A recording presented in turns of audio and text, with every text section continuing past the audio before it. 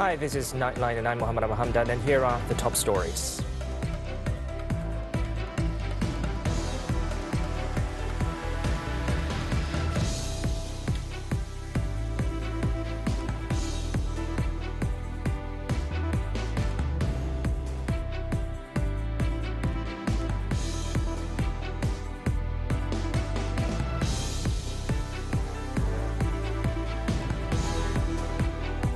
%.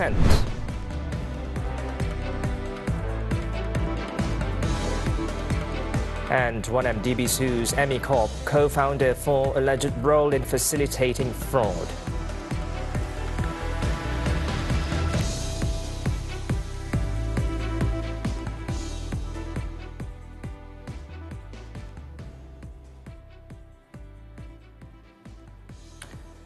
Good morning. The case involving 22 senior leaders of Global Ikhwan Services and Business Holding Sdn Bhd GISBH, including its Chief Executive Officer Nasiruddin Muhammad Ali and his wife Azura Ahmad Yusof, who have been charged with being members of an organised criminal group, has been transferred to the Shah Alam High Court. Now, this comes after the Selayang Sessions Court on Monday granted an application by the prosecution.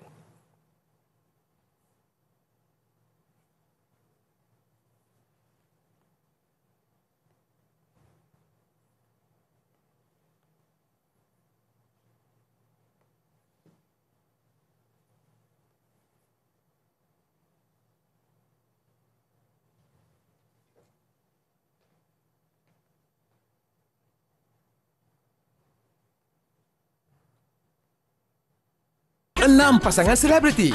Hanya satu family yang bakal menjadi juara dalam program reality Family Duo musim keempat. Hangatkan sensasinya bersama Family Duo musim keempat. Juarakan family anda dengan pelan U Family daripada U Mobile. Kongsi 1000 GB data 5G dan perantauan global percuma di 63 destinasi. 4 talian untuk family anda. Hanya RM128 sebulan. Kongsikan segalanya bersama family anda. Saksikan Kopi Soda One in a Million untuk peluang memenangi sebuah Peugeot Landtrek setiap minggu, setiap Ahad bermula 22 Disember hingga 2 Februari. Tonton dan ikuti langkah mudah ini. Imbas kod QR yang tertera di sepanjang rancangan dan jawab soalan-soalan yang diberikan. Maklumat lanjut di tonton.com.my/palang Kopi Soda OIAM TV3. Kopi Soda One in a Million, sejuta soda, satu juara.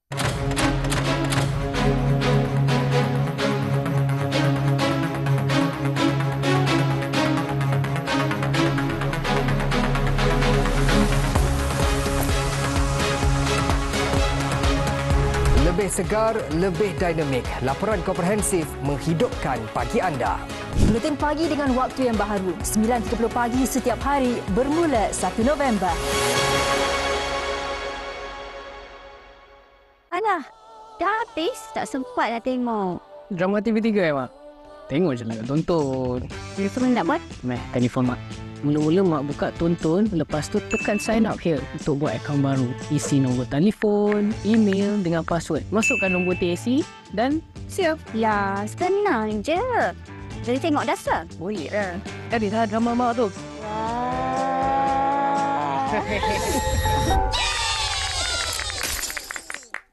We're back with Nightline and we begin with this headlining story. Datuk Seri Anwar Ibrahim's approval rating as Prime Minister has increased in the second year of his administration.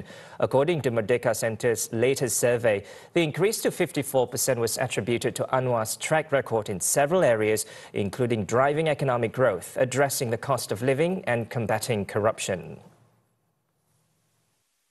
In a statement on Monday, Merdeka Centre found that respondents were generally satisfied with the Prime Minister's performance across a number of areas, including attracting foreign investments, enhancing Malaysia's global image, improving the civil service, as well as strengthening the economy. At the same time, the federal government's approval rating rose to 51%, up from 46% in November 2023. This was based on the government's performance, evaluated against 8 criteria, including fostering economic growth, tackling the rising cost of living, promoting integrity, combating corruption, and enhancing ethnic relations. Conducted between November 27th and December 10th, the survey gathered responses from 1,207 registered voters. The respondents comprised 52% Malays, 29% Chinese, 7% Indians and 6% each for Muslim Bumiputra and non-Muslim Bumiputra. The research house also reported that the narrow margin between positive and negative perceptions of the government is largely driven by ongoing concerns over cost of living pressures and apprehensions about impending subsidy cuts. The survey's report also revealed that voters aged 18 to 30 have a positive outlook on the direction of the country with a rating of 49%. Malaysia's former sovereign wealth fund, 1MDB, and its subsidiaries have begun legal action against Emicorp Group and its co-founder, Tuan Niping, for allegedly facilitating the laundering of over $7 billion in misappropriated funds. The lawsuit claims that Emicorp played a vital role in fraudulent transactions from 2009 to 2014, which resulted in the theft of funds from 1MDB. Emicorp is accused of providing access to the global financial system through its subsidiary, Barbados-registered Emicorp Bank, following the repeated cycling of assets and the creation of a false paper trail to cover up the stolen funds. The stolen money was allegedly funneled through a global network that spanned Singapore, Barbados, Curacao, Hong Kong and the British Virgin Islands. A spokesman for the 1MDB board said in a statement, "There was strong evidence suggesting that Emicorp, at its highest levels, was fully aware of its involvement in a dishonest and illegal money laundering operation designed to divert funds meant for Malaysians." The lawsuit filed in the British Virgin Islands on December 20th against 8 Emicorp entities and Niping seeks damages exceeding $1 billion from the global corporate services provider.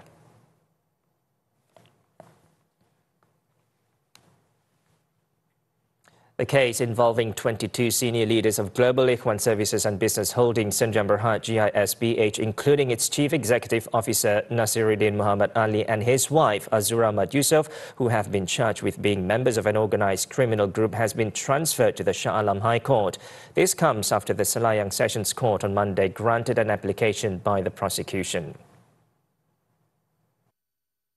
Judge Lailatul Zuraida Harun made the ruling after Deputy Public Prosecutor Norina Bahadun informed the court that the Attorney General's chambers had agreed to the transfer. Lawyer Datuk Rosli Kamaruddin, representing the defence, did not object to the transfer request. However, the trial date at the Shah Alam High Court has not yet been set. On October 23rd, all the accused aged between 27 and 72 were charged with committing the offence at an establishment in Bandar Country Homes, Rawang, between October 2020 and September 2024. The charge under Section 130V, subsection 1 of the Penal Code, provides a maximum of 20 years imprisonment upon conviction. In Pulau Pinang, 16 men aged between 23 and 44 were charged in the Butterworth Sessions Court on Monday with being members of an organised crime group known as Gang Pacific Siva. It is alleged that they have been part of the gang for the past 8 years. All 16 accused were charged under Section 130V, subsection 1 of the Penal Code, which carries a maximum prison sentence of 20 years upon conviction. No plea was recorded after the charge was read out before Judge Nur Azah Kasran, as the case falls under the jurisdiction of the High Court. According to the charge sheet, 14 of the accused allegedly committed the offence in Seberang Perai Tengah between June 2016 and November this year, while the remaining 2 are accused of committing the same offence between February 2019 and November 2024. They were denied bail as they are being detained under the Security Offences Special Measures Act, SOSMA. The court fixed February 7th for case mention. University Malaya has suspended a lecturer who allegedly sent sexually explicit messages and nude photos of himself to students. The university said that the action was taken in accordance with the statutory bodies, Discipline and Surcharge Act. In a statement on Monday, said it will continue to ensure that its campus environment remains safe and conducive, including taking stern action against any party involved in misconduct, regardless of their position or status. On Saturday, the Higher Education Ministry said UM's Integrity Unit was actively investigating a sexual harassment case, allegedly involving one of its lecturers. The ministry also stated that the individual linked to the allegation has filed a police report and the authorities are conducting their own investigation.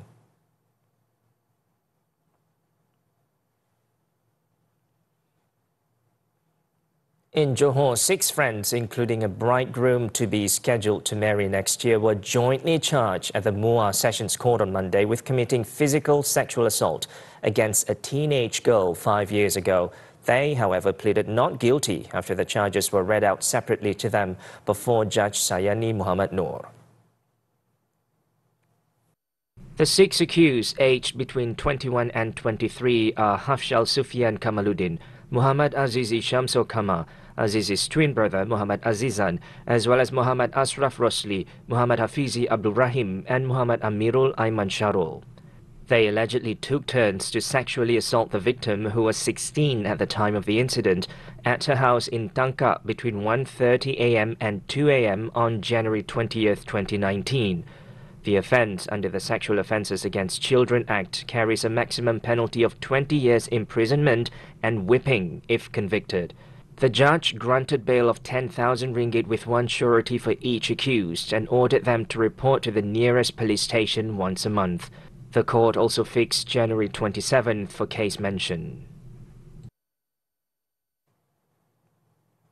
A man was killed and another injured after a car and a van were involved in a collision near the Gohtong Auxiliary Police Beat Base in Batangkali, Selangor on Monday morning.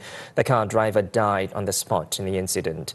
State Fire and Rescue Department JBPM Assistant Director of Operations Ahmad Mukhlis Mukhtar said the deceased was identified as 58-year-old Toh Yok Chai, while the injured victim was identified as 33-year-old Ahmad Munir Yunus. A team of firefighters deployed to the scene after an emergency call was received at 10:05 a.m. had to use special tools to extricate Toh, who was pinned in his vehicle. Ahmad Munir, who suffered head injuries, was sent to Selayang Hospital for treatment, while Toh's body was handed over to the police for further action. The cause of the crash is being investigated under the Road Transport Act.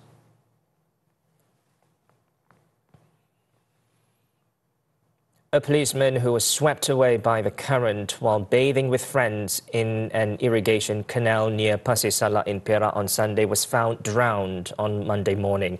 Perak Fire and Rescue Department Assistant Director for Operations Sabarudzi Nur Ahmad said the body of Muhammad Taufik Sayuti was found at 4:55 a.m. and handed over to the police for further action.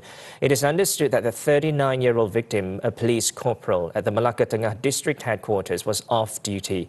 He had returned to Kampung Gajah for a school reunion with former students of Sekolah Menengah Kebangsaan Lada. The victim's body was taken to Sri Iskandar Hospital for a post-mortem, and the results confirmed the cause of the death was drowning.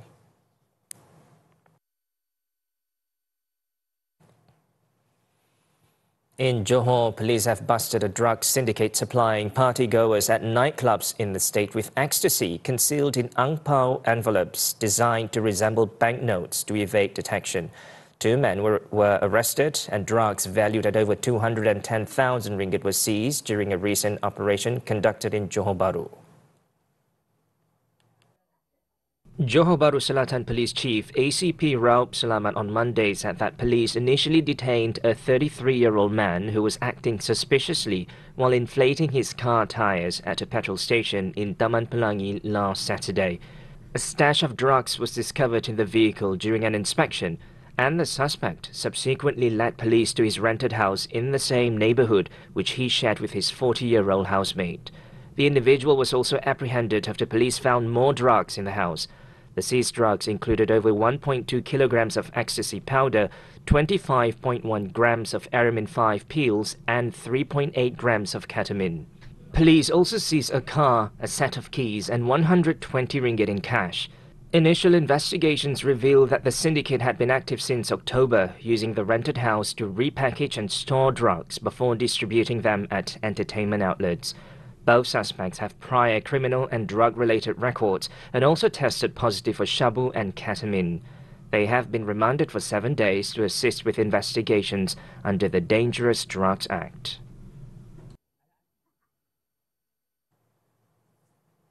Moving on, some 80 volunteers and multiple agencies transformed the home of an elderly market vendor in Taman Koperasi Jerantut by removing nearly a ton of litter in a clean-up operation.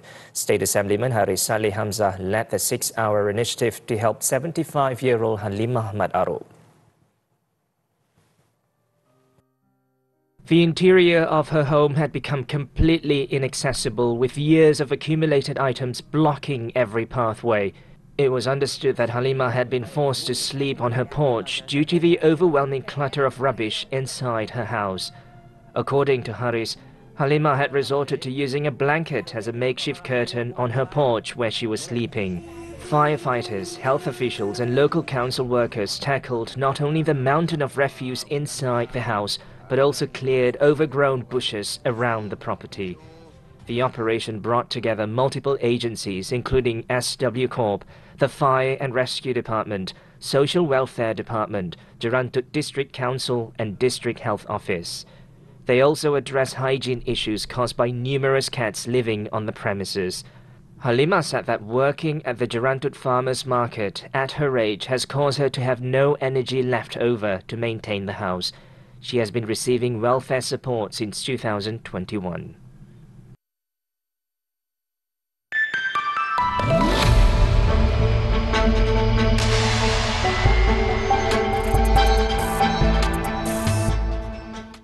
Business updates. Malaysia has emerged as the largest data center hub in the region, driven by developments involving 54 data centers, with a total capacity exceeding 504 megawatts.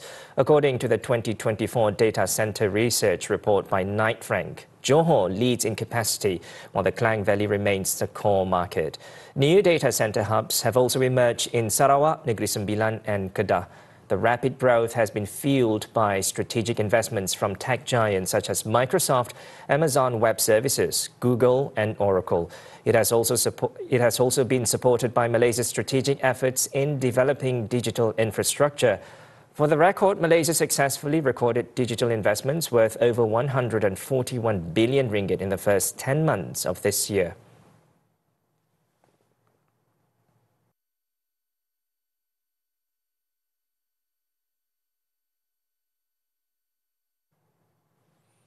The United Kingdom's economy failed to grow in the third quarter of the year, adding to the signs of a slowdown that has cast a shadow over Prime Minister Keir Starmer's new government. The Office for National Statistics, ONS, lowered its estimate for the change in gross domestic product output to 0.0% in the July to September period from a previous estimate of 0.1% growth.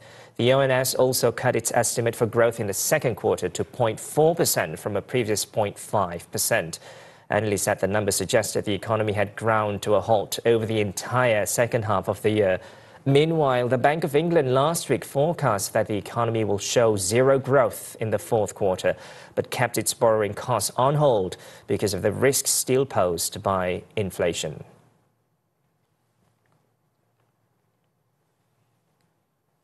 Japanese automakers Honda and Nissan have announced plans to join forces on Monday, forming the world's third largest automaker by sales, as the industry undergoes dramatic changes in its transition away from fossil fuels.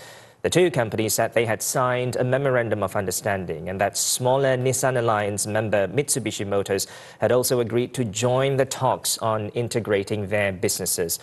Honda's president Toshihiro Mibe said Honda and Nissan will pursue unifying their operations under a joint holding company. Honda will initially lead the new management while retaining the principles and brands of each company. Mibe also set the aim to have a formal merger agreement by June and to complete the deal by August 2026, adding that no dollar value has been given and the formal talks are just starting.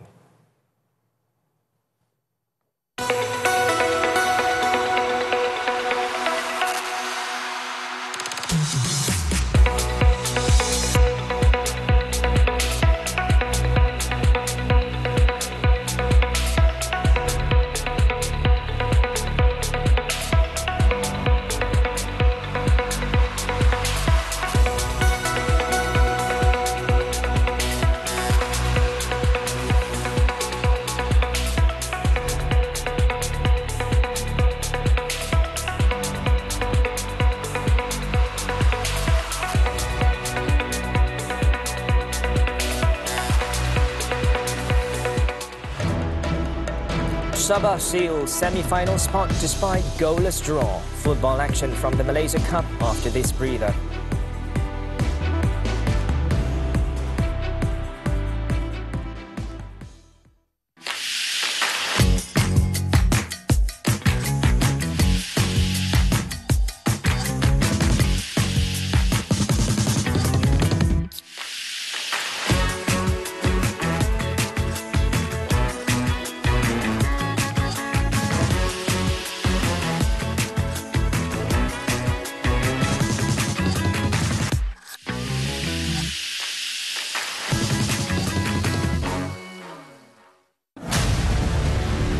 Premis makanan, punca pencemaran.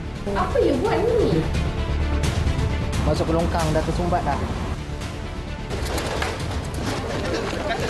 Kata. Pencuri elektrik diburu. Lah operation ni maksudnya dia curi lah. Ya.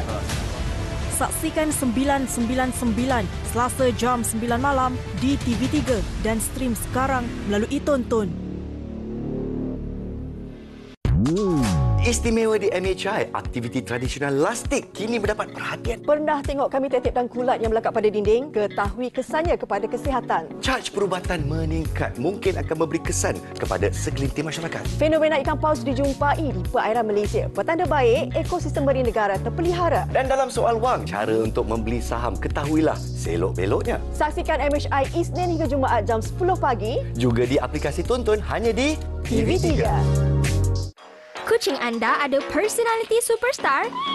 Inilah masa si comel sertai pertandingan Cat Fashion Week. Hantar video 1 minit paling bergaya. Email ke kontes@tv3.com.my atau muat naik ke media sosial sebelum 31 Disember. Jangan lupa hashtag kucing terpilih bakal melangkah ke pusingan seterusnya dengan hadiah meow narik. Info lanjut di TV3 Malaysia. Jadikan si bulus anda super meowdel terfamous. On to sports football, the Malaysia Cup. Sabah completed the list of semi-finalists after beating Borneo rivals Kuching 1-0 on aggregate in the two-legged quarter-final on Monday. In the second quarter-final match at the Lika Stadium, the hosts could only manage a goalless draw against the Cats. Kuching City created more attacking plays, but the Rhinos' defence stood firm in absorbing the pressure. Sabah were then given a scare in the 51st minute when goalkeeper Damien Lim was accused of fouling Jordan Minta in the penalty area. But after a VAR review, referee Suhaizi Shukri did not award the penalty. Sabah will next face Sri Pahang FC in the two-legged semi-final with the first leg set for January 17th next year.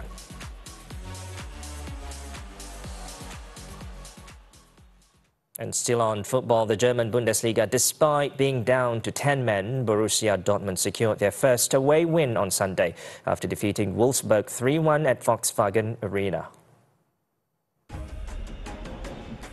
The black and yellow began the game on the front foot as they took the lead in the 25th minute with Daniel Mellon's scissor kick. The visitors then extended their lead just 3 minutes later as Maximilian Bayer ran onto a through ball from Julian Brandt to smash home a second. 2 minutes later, the roles were reversed as Bayer set up Brandt to seemingly put the game to bed inside half an hour. Wolfsburg managed to pull one back in the second half through Denis Vavro in the 58th minute.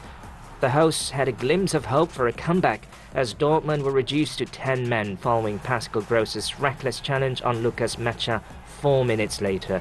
However, they could not capitalise on the visitors' disadvantage, which allowed Dortmund to see through the game and move to 6th in the league with 25 points.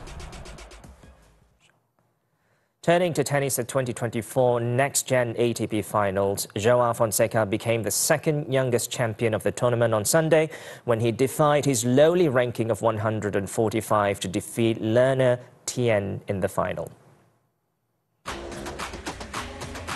Despite losing the first set 2-4 against 19-year-old Tien, the 18-year-old Brazilian fought his way back into the game before dominating the next 3 sets 4-3, 4-love, 4-2 to clinch the trophy. Prior to his triumph, Fonseca won all 5 matches of the tournament, beginning with an upset of top seed Arthur Fields on the first day of round-robin action. Only Yannick Sinner in 2019 has lifted the title at a younger age than Fonseca, who also won all 5 of his matches at the season-ending tournament for the top-ranked male players aged 21 and under.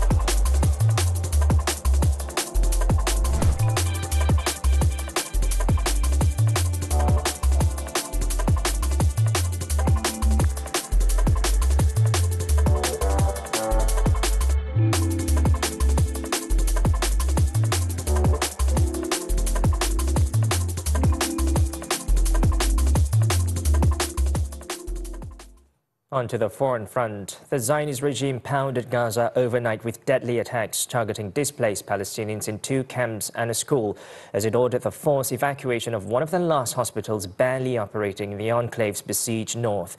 The military launched a wave of attacks on the so-called safe zone of Al-Mawasi in the south, setting refugee tents ablaze in a drone attack that killed 11 people, with further strikes on 2 vehicles killing 4 others.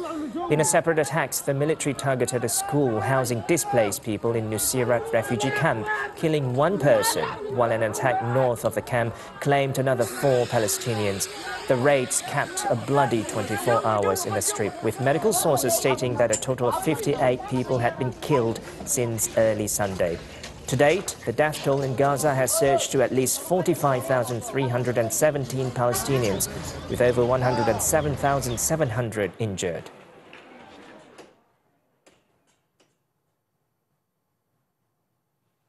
South Korea suspended President Yoon Suk-yeol refused a summons for questioning for the 2nd time on Monday after he snubbed a previous one last week. The anti-corruption body investigating Yoon's short-lived martial law declaration said it had sent the summons to his office and residence. However, it reported that the postal system indicated the presidential office had rejected the receiving of the summons.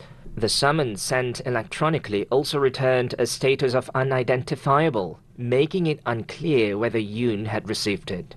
The investigators had called on the 64-year-old to appear on questioning at 10 a.m. on December 25th. If Yoon appears, he would become the first sitting South Korean president to face questioning by an investigative agency. Should Yoon fail to appear on Wednesday, the Corruption Investigation Office could seek an arrest warrant to compel him to appear, also an unprecedented move against a sitting president. The Conservative leader was stripped of his duties by Parliament on December 14th after his brief declaration of martial law 11 days earlier, which plunged the country into its worst political crisis in decades. Social media users in Vietnam on platforms including Facebook and TikTok will need to verify their identities as part of strict new internet regulations, which critics say further undermine freedom of expression in the communist country.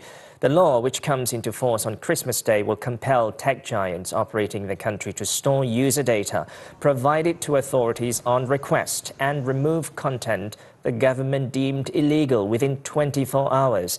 In addition to affecting social media firms, the law also imposes gaming restrictions for under-18s to prevent addiction. Decree 147, as it is known, builds on a 2018 cybersecurity law that was sharply criticized by the US, European Union and internet freedom advocates, who said it mirrors China's repressive internet censorship.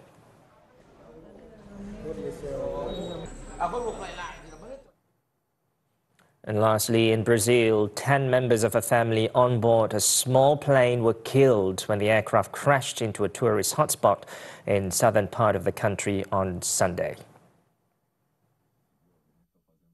According to authorities, the twin-engine Piper PA-42-1000 took off shortly after 9 a.m. local time from nearby Canela Airport and was heading to Jundiaí in Sao Paulo under unfavorable weather conditions.